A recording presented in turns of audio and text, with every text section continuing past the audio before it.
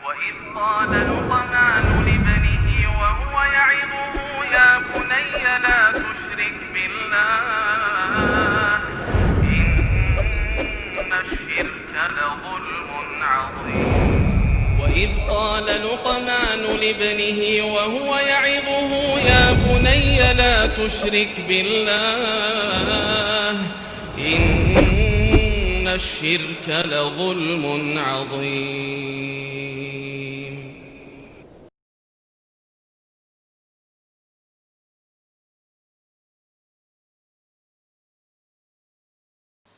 Assalamualaikum warahmatullahi wabarakatuh. Innal hamdalillah nahmaduhu wa nasta'inuhu wa nastaghfiruh wa na'udzu billahi min shururi anfusina wa sayyiati a'malina.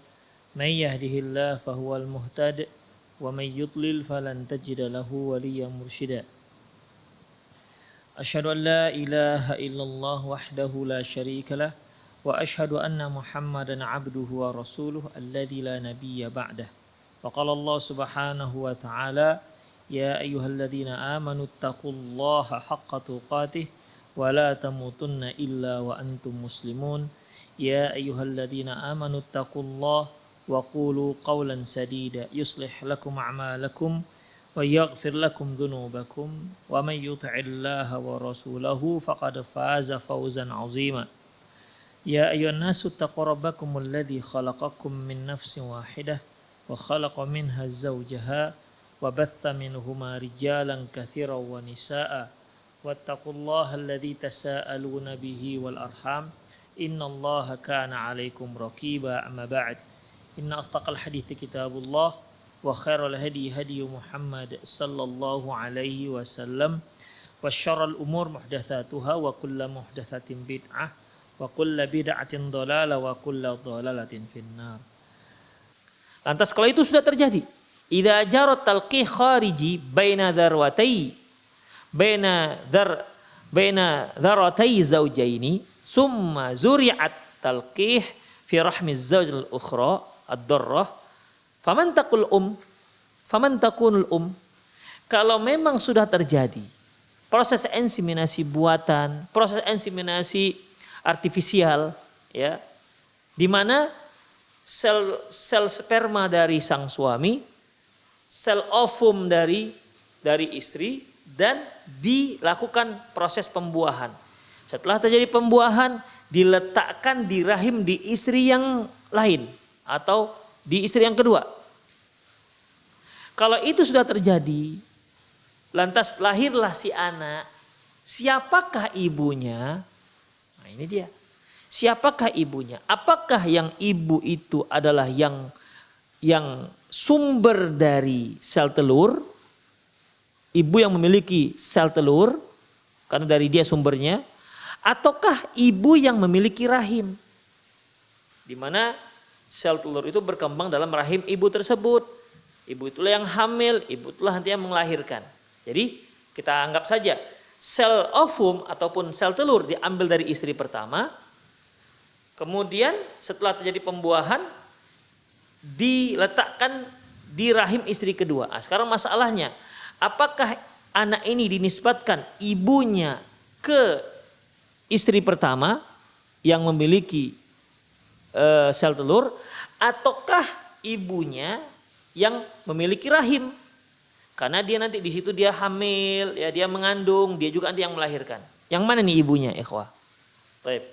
Dhahaba aktsarul ulama alladhi bahathu hadhil qadhiyyah ila i'tibari anna al-um hiya allati hamalat wa waladat. Mayoritas para ulama yang membahas masalah ini, ya, menyatakan bahwasanya ibu si anak tersebut adalah ibu yang mengandung si anak dan yang melahirkannya. Wastadallu ala dzalika biqouli ta'ala, dan mereka berdalilkan dengan firman Allah Subhanahu wa taala, in ummahatuhum illallai waladnahum. Al-Mujadilah ayat 2. Allah Subhanahu wa taala firman, sesungguhnya ibu si anak itu adalah yang melahirkan mereka. Berarti kategori di sini di mana Allah Subhanahu wa taala menetapkan yang dikatakan ibu seseorang itu adalah yang melahirkan dia. Berarti yang tidak melahirkan dia bukan ibunya. Nah, itu dia. Ya. Berarti yang bukan melahirkan dia bukan ibunya, dan ibu istri yang pertama yang pemilik sel telur, dia kan nggak ada melahirkan apa-apa. Dia hanya diambil sel telur dia. Yang melahirkan adalah ibu yang punya rahim. Ini dalil pertama, ya. Yang dikatakan ibu adalah yang melahirkan si anak, bukan yang pemilik sel telur. Dalam surat Luqman ayat 14, Allah Subhanahu wa taala firman, hamalathu ummuhu wahnan ala wahnin. Sesungguh-sungguh ibunya telah mengandungnya kelemahan di atas kelemahan. Jadi di sini katakan ibu adalah yang mengandung. Siapa yang mengandung? Yang punya rahim. Yang punya telur? Tidak. Yang punya sel telur? Tidak. Dia nggak mengandung apa-apa. Dia tidak melahirkan apapun. Yang mengandungi dan yang melahirkan adalah yang punya rahim. Allah Subhanahu wa taala juga firman, hamalathu ummuhu kurha wa wada'athu kurha. Sungguh ibunya yang telah mengandungnya, yang telah mengandungnya dalam kesusahan dan telah melahirkannya dalam kesusahan. Jadi hamalathu ummuh, ibunya. Di sini Allah Subhanahu wa taala mengatakan ibunya lah yang telah mengandungnya dengan susah payah dan telah melahirkannya juga dengan susah payah. Demikian ikhwah. Jadi kalau kita lihat dari 3 ayat ini, di mana standar seseorang yang dikatakan ibu bagi seseorang adalah yaitu yang mengandungnya dan yang melahirkannya. Dan itu hanya ada, kriteria ini hanya ada pada ibu yang memiliki rahim, bukan ibu yang punya sel ovum ataupun sel telur. Itulah makanya mayoritas para ulama mengatakan bukan yang ibu si anak, bukan yang punya sel telur, tapi yang mengandung atau yang punya rahim. Ya. Hamalathu ummuhu kurha wa wada'athu kurha. Ibunya lah yang telah mengandungnya dengan susah payah dan telah melahirkannya dengan susah payah. An-Nahl ayat 78. Allah juga berfirman, Allahul ladzi akhrajakum min butuni ummahatikum la ta'lamuna syai'a. Allah lah yang telah mengeluarkan kalian dari perut ibu kalian. La ta'lamuna syai'a. Dan kalian enggak tahu apa-apa ketika lahir. Taib. Di sini perut. Taib. Allah yang mengeluarkan kalian dari perut ibu kalian. Taib. Siapa ini ibu ini? Perut ini siapa? Tentu ibu yang punya rahim. Wanita yang punya rahim atau istri yang punya rahim. Bukan yang punya ovum. Nah, dari jelas ikhwafiddin, kalau diambil dari ayat-ayat ini, ya, bahwasanya yang berhak dinyatakan ibu, si anak adalah yang punya rahim. Dan dialah yang memenuhi syarat dikatakan seorang ibu, yaitu yang mengandung dan yang melahirkan. Bukan ibu yang pemilik ovum. Sudah sangat jelas. Ikhwah. Jadi kalau ada yang mengatakan anak angkat itu bukan anak. Ibu angkat itu bukan ibu. Ya. Walaupun ya kita di Indonesia semuanya katakan ibu. Pokoknya yang kalau sudah agak tua kita katakan ibu. Kalau sudah tua laki-laki kita katakan bapak. Tapi sebenarnya siapa yang dikatakan ibu kandung? Ya. Siapa yang dikatakan ibu kandung? Yang kita katakan itu adalah ibu saya, ibu kandung saya. Yaitu yang mengandungi saya dan yang melahirkan saya. Itu standarnya ikhwafiddin. Demikian juga siapa yang dikatakan ayah saya? Yang dikatakan ayah saya yaitu yang membuat ibu saya hamil. Itulah ayah saya. Tentunya setelah terjadi akad pernikahan yang sah. Kalau sekedar dia yang membuat ibu si perempuan itu hamil, lantas melahirkan, tapi tidak melalui akad pernikahan yang sah, itu bukan ayahmu. Dia nggak boleh menjadi wali. Kalau anaknya perempuan, wali nikah nggak boleh. Dia nggak mewarisi juga, dan dia juga tidak berhak mendapat nasab dari ayah nggak jelasnya, ayah biologisnya. Demikian ikhwah. Ya, jadi jelaslah bahwasanya yang dikatakan ibu, ikhwah, atau ayah itu yang kandung. Ini ikhwafiddin, ini nanti akan terkait dengan masalah warisan, terkait dengan nasab, terkait dengan perwalian. Jadi bukan sekedar siapa ibunya siapa ayahnya, enggak. Ini banyak terkait dengan hukum-hukum yang lain. Ya, saya ulangi, ini nanti terkait dengan masalah apa? Hukum perwalian. Kalau dia anak perempuan, siapa yang harus menikahkan dia? Siapa walinya? Karena kalau salah, maka nggak sah pernikahannya. La nikah illa biwali. Tidak sah pernikahan kecuali dengan wali. Kalau walinya salah, yang menikahkan dia adalah ayah yang tidak sah pernikahannya dengan ibunya.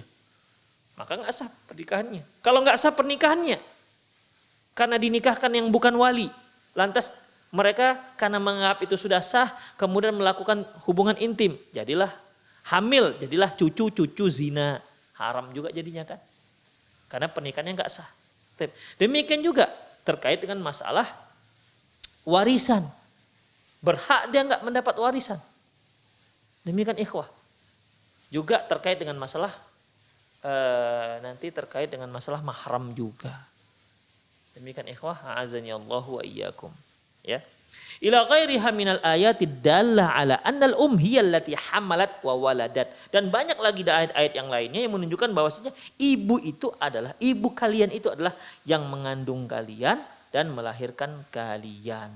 Demikian ikhwah, rahimani Allah wa iyyakum.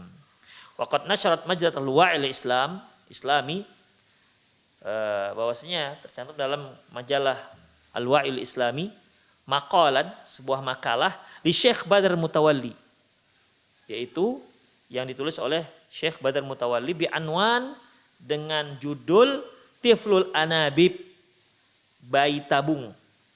Dhahaba fi ila anna al-walad yunsabu ila ummihi allati hamalat bihi. Bahwasanya anak itu dinisbatkan kepada ibu yang melahirkannya, ibu yang mengandunginya.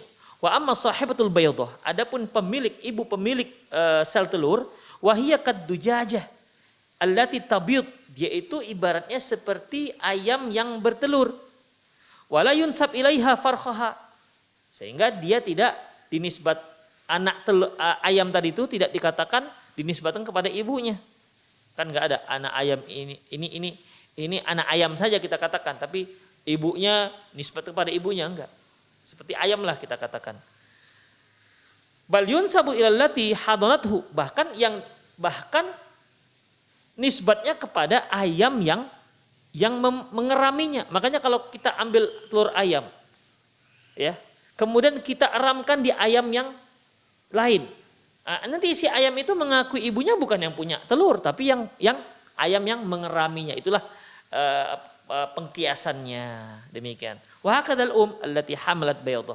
Demikian juga halnya dengan ibu yang mengandung anak ini ataupun telur ini. Ibu yang mengandung si janin. Wa nammat, disitulah berkembang janinnya. Wa taghaddat fi rahimiha, dan disitulah dia pun mendapat makan, janin ini dapat makan dari rahimnya. Wa tahammalat alam, dan ibu yang punya rahim ini juga yang merasakan rasa sakit. Fa in waladat yunsabu ilaiha, kalau fa in wulida fa innal walad yunsabu ilaiha, anak yang lahir nanti dinisbatkan kepada dia. Wa yarithuha, dia juga, si anak juga mewarisi si ibu. Kalau ibunya meninggal, si anak dapat warisan dari ibu yang punya rahim tadi, bukan yang punya telur. Wa tarithuhu, dan si ibu juga berhak mendapat warisan dari si anak kalau si anak meninggal. Wa ta'khudhu kulla ahkamil walad binisbati lin nafaqati wal khidanati, dan si anak ini mendapatkan semua hukum yang terkait dengan pengibuan, baik terkait dengan masalah nasab dan nafkah, wal khidanah, dan juga dan pengasuhan. Jadi ibu ini yang berhak untuk mengasuh, bukan ibu yang punya telur. Ya. Misalnya terjadi sengketa lain, ini telur dari saya, kata istri pertama. Kata istri kedua, enggak, ini saya yang hamil dan saya melahirkan. Maka hakim menetapkan siapa yang hamil dan siapa yang melahirkan, dialah yang berhak untuk mendapat hak asuh. Adapun ibu yang punya sel telur tidak mendapatkan apa-apa. Ya. Wa amma sahibatul baydah, adapun si wanita istri yang dari dia diambil sel telur itu, fa inna dawruha hadarun la yatarattab 'alal ahkam. Adapun wanita yang diambil dari dia, si istri yang diambil dari dia sel telur, maka dia tak punya tugas apapun. Ya, dia tidak mengalami apapun proses perkembangan si janin, dan dia tidak sedikit pun dia mendapatkan hukum yang terkait dengan antara anak dan ibu. Jadi artinya bagaimana? Ibu yang punya telur ini dia tidak berhak mendapatkan hukum waris. Ya, dia tidak berhak mendapat hukum waris. Demikian, apalagi terkait demikian juga perwalian, tidak juga. Demikian ikhwah rahimani Allah wa iyyakum. Dr. Muhammad bin Abbas, beliau menyatakan bahwasanya beliau lebih cenderung pada pendapat yang mengatakan kedua-duanya dikatakan ibu. Jadi ibu si anak dua, ya, ibu si anak dua. Beliau mengibaratkan bagaikan seorang yang menanam biji di tanah.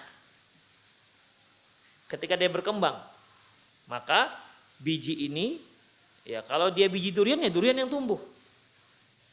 Udah. Tanahnya, ya, bijinya ini ibaratnya seperti ibu yang punya sel telur, tanahnya adalah ibu yang punya rahim. Jadi dua-dua dikatakan ibu menurut beliau. Kemudian beliau mengatakan bahwasanya adapun ibu yang punya telur itu dianggap seperti ibu ibu kandung. Adapun ibu yang punya rahim maka dia seperti ibu susuan. Tapi ini pendapat ini ya sangat kurang kuat. Demikian ikhwatiddin rahimanallahu wa iyyakum. Jadi itulah ikhwah a'azinallahu wa iyyakum, bahwasanya yang rojih bahwa apabila itu sudah terjadi, di mana inseminasi buatan itu terjadi seperti yang proses yang nomor 5, yaitu diambil sel sperma dari sang suami, kemudian diambil sel ovum atau sel telur dari sang istri pertama, kemudian dilakukan proses inseminasi buatan. Setelah terjadi talqih, pembuahan, diletakkan di rahim istri yang kedua atau istri yang lain. Ya, maka dalam masalah ini jika ternyata memang berkembanglah si janin dan lahirlah si anak, maka yang menjadi ibu si anak adalah ibu yang mengandung dia dan ibu yang melahirkan dia, bukan ibu yang memiliki sel telur tersebut. Allahu a'lam bissawab. Kalau kita lihat dari hadis-hadis Rasulullah Shallallahu Alaihi Wasallam, jelaslah bahwasanya kriteria seorang ibu yang mengandung dan yang melahirkan si anak. Allahu a'lam bissawab. Demikian ikhwah, semoga bermanfaat.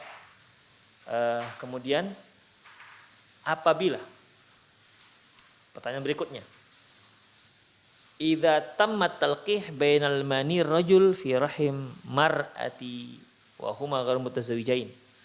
Apabila proses inseminasi buatan ini diambil dari sel sperma laki-laki disatukan dengan sel telur perempuan, di antara mereka tidak ada ikatan tali pernikahan, apakah ini bisa dikatakan perzinahan? Apakah mereka itu bisa dihukumi, bisa dikatakan berzina? Saya ulangi pertanyaannya, apabila sel sperma diambil seorang laki-laki dengan sel telur dari seorang perempuan, di mana di antara mereka tidak ada hubungan ikatan pernikahan yang sah, apakah ini bisa dikatakan zina atau tidak? Insya Allah akan kita bahas pada kajian yang akan datang. Aku qouli hadza astaghfirullah li wa lakum wa lisal muslimin innahu wal ghafurur rahim.